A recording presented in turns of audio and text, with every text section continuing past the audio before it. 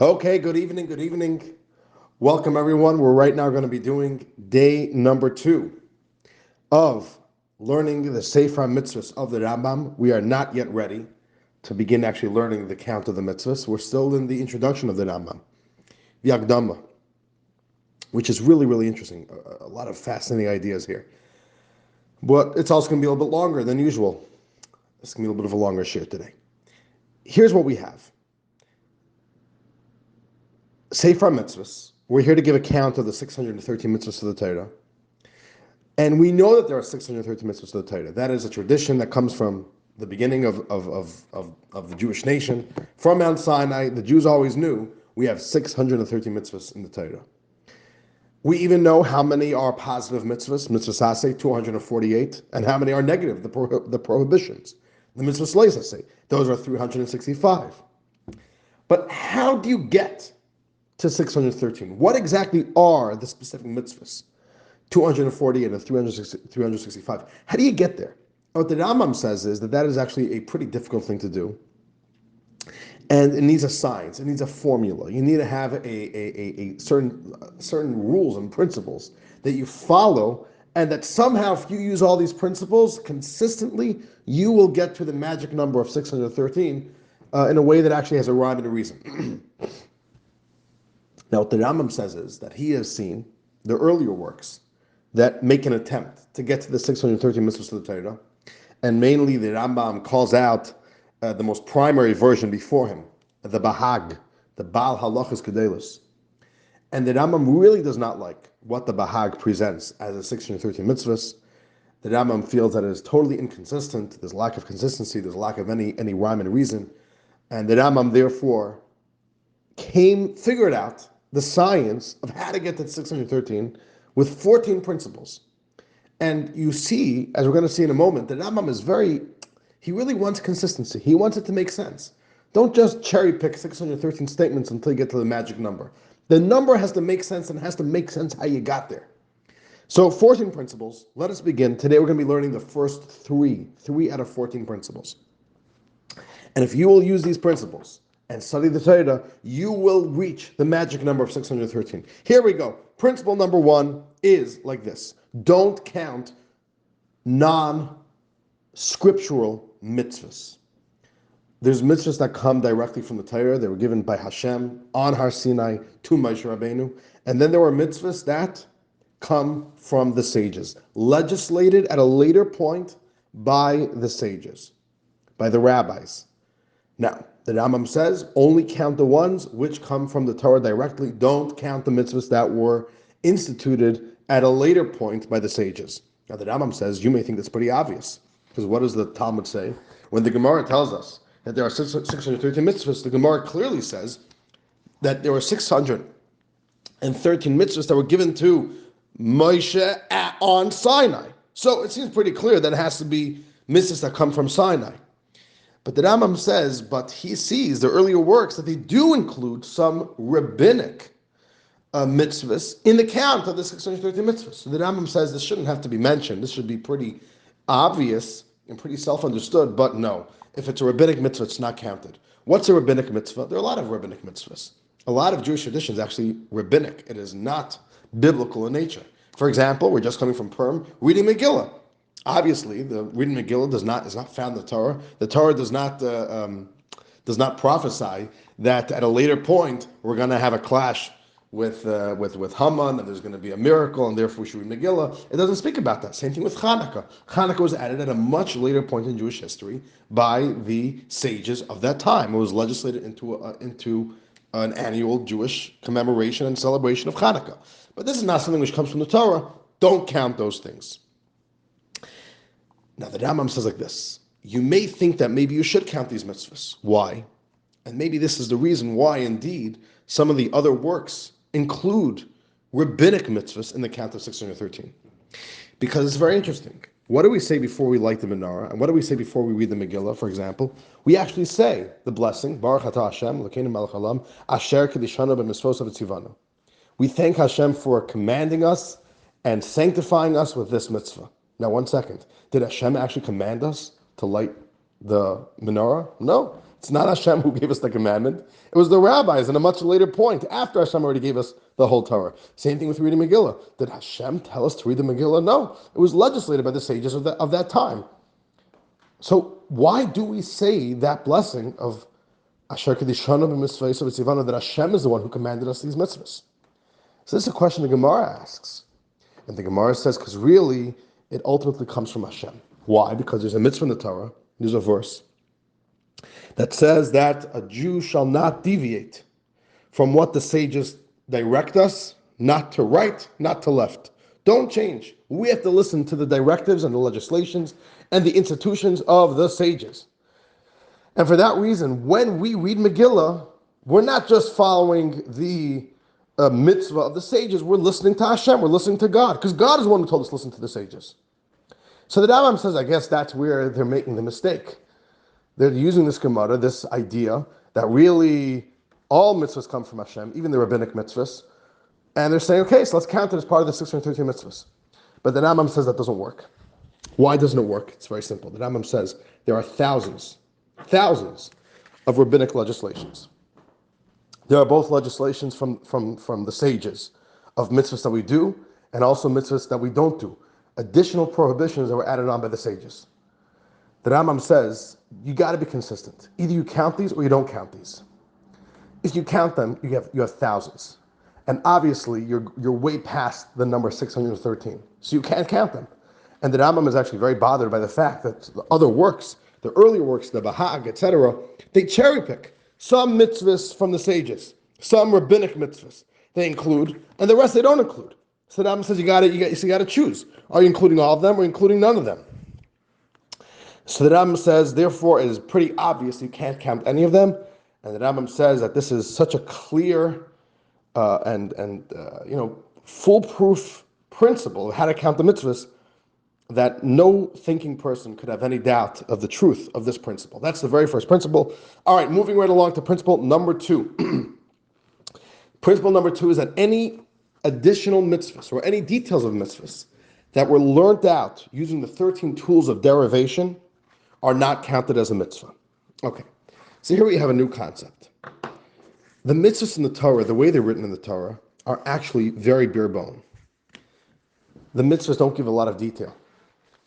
The Torah tells us, for example, to put up a mezuzah. But how do you write a mezuzah? What are the laws of a mezuzah, etc., are not in the Torah. So how do we find it? How do we know what all the laws of Torah is?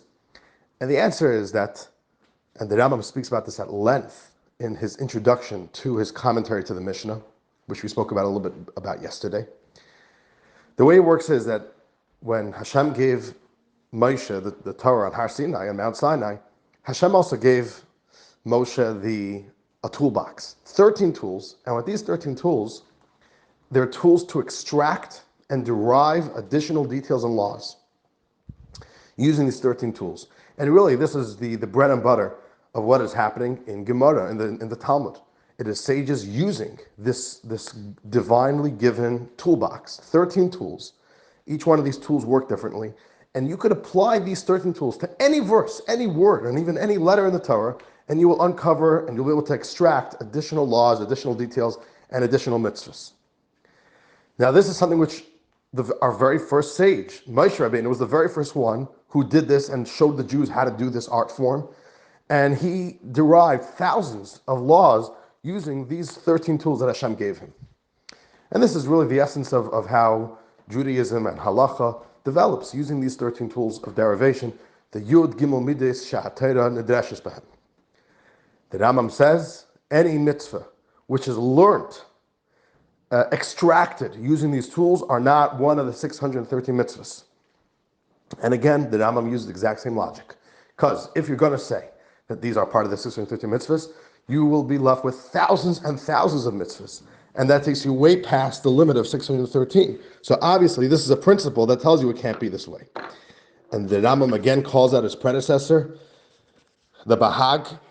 And the Bahag does include, sometimes, again, selectively, certain derived mitzvahs, derived laws. For example, there's a mitzvah that a Jew must have reverence, have yiras chachamim, reverence for sages, reverence for Torah scholars.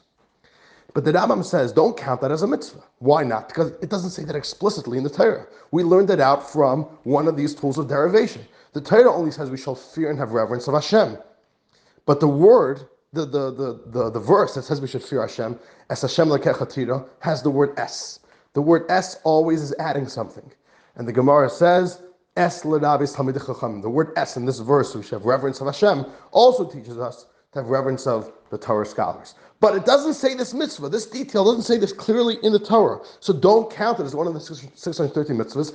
And the Rambam calls out once again its predecessor, the Bahag, for including this mitzvah of reverence for Torah scholars, one of the 613. And the Rambam again says, it doesn't say it explicitly. It's a limud, it's derived. And therefore, if you're going to go with that standard, then include everything. And if you include everything, you're going to be left with thousands and thousands and thousands of mitzvahs, which obviously doesn't work. And the Rambam says you have to realize the way the Torah works, the way mitzvahs work are, that there are the root mitzvahs, the essential commands. And from those roots, many branches and leaves extend. But all those branches and leaves that extend are not their own mitzvah. They are the branches of the root tree, the root mitzvah. And the 630 mitzvahs in the Torah, those are the root mitzvahs, and we only count those root mitzvahs. Okay, moving right along to the final principle for today. The third principle is only count mitzvahs which apply for all generations. This is a very, very interesting idea. In the Torah, many mitzvahs, most mitzvahs, were given to the Jewish people for all of eternity. But some commandments that are given in the Torah, it's pretty self-evident that it was only given on a temporary level. I'll give you two examples that the Rambam gives. The Rambam gives a lot of examples. I'll give you two. One example is there's a mitzvah that when Hashem was sending down every single morning from the heaven the manna for the Jews to be able to eat. This is what sustained the Jews for the 40 years in the desert. Hashem gave a mitzvah to the Jews that they shall not save any manna for the next day. Don't hoard. Don't have a hoarding mentality. Don't save for tomorrow. And it's a very beautiful mitzvah. The idea is Hashem is your provider. Hashem is going to take good care of you. He sent you food today. He's going to send you food tomorrow. Don't doubt Hashem and say, you know what, let me just keep 10% just to make sure that just in case tomorrow manna doesn't fall, I'll still have what to eat tomorrow. Don't do that. Don't keep manna. No, that's not a mitzvah that applies for today. It didn't even apply in the next generation. That was a mitzvah that lasted for 40 years, and that's it. Another temporary mitzvah is that when Hashem gave the Torah on Har Sinai, the Jews came to Har Sinai, and there were a whole bunch of commandments given to the Jews to prepare themselves for the day of the giving of the Torah. And one of the mitzvahs were that for the 3 days before they give the Torah, no man shall step foot on Mount Sinai, and they shouldn't even let any of their animals, their cattle, to graze on Mount Sinai. Now, that was a mitzvah that lasted for 3 days, and it never came back. That's a temporary mitzvah. Says the Rambam, temporary mitzvahs are not counted in the 630 mitzvahs. And the Rambam says something so beautiful over here to prove to prove the validity of this principle. Who said that? Maybe we should count temporary mitzvahs in the count. Who said? So the Rambam says like this. The Gemara itself asks, how do we know that 630 mitzvahs were given to the Jews? What is the biblical source to this? To that number, to that magic number? So the Gemara points to a pasuk in the book of Devarim, in Deuteronomy. And it's one of the most important verses in all the Torah. The pasuk is, Torah tziva lanu Moshe, meidosha kehilas Yaakov. That Moshe commanded us this Torah as an inheritance to the entire people, to the entire congregation of Yaakov, of Jacob. Okay. Says the Gemara, the word Torah tziva lanu Moshe, that Moshe commanded us the Torah. The word Torah has the numerical value of 611. Every single letter in the Hebrew alphabet has a number equivalence, and the word Torah, Taf Vav Resh, is 611. 1 second, 611 is not 613. But that's because Moshe only gave us 611 mitzvahs. But the first two mitzvahs we heard from Hashem directly.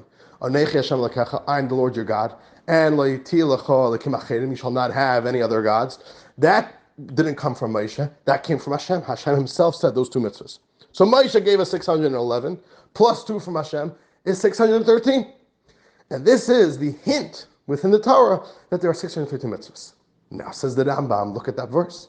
What does it say? Torah tziva lanu Moshe. the Torah that Moshe gave us, is a Meirasha Kihilasaka. It's Meirasha, it's an inheritance. An inheritance can't be something which only applies for 3 days or for 3 weeks or even for 3 years, for 40 years. An inheritance means that this is an everlasting inheritance.